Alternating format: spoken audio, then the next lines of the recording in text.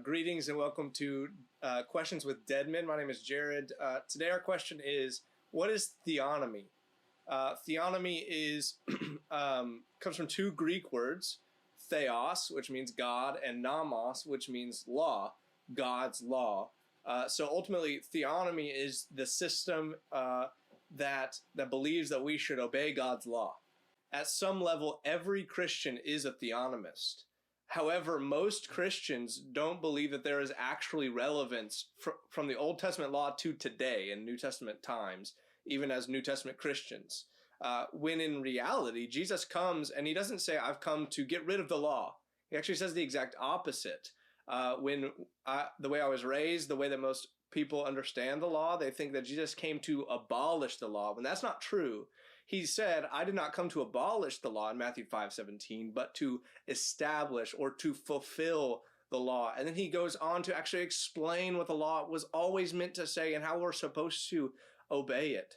Ultimately, the question about theonomy is not whether we obey God's law or whether we obey any laws at all, but whose laws we obey. When we talk about civil laws and the laws that the government is supposed to follow, are they supposed to follow their own laws? Are they supposed to follow God's law? Whose law are we following? Are we making our own, or are we obeying God? There's also a hermeneutical issue that is very popular. People say, well, we should only obey the New Testament law or the Old Testament laws that are repeated in the New Testament. And that's a concept that is foreign to the New Testament.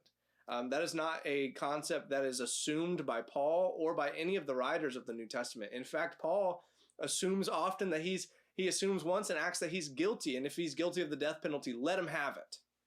Jesus assumes the relevance of the law in all of his teaching and preaching, right? So the law of God is a relevant thing. All of us are theonomists. The question is, at what point? How relevant is the law to you, and whose law, which God are you serving ultimately? Thank you for joining us today. This has been a Question with Deadman.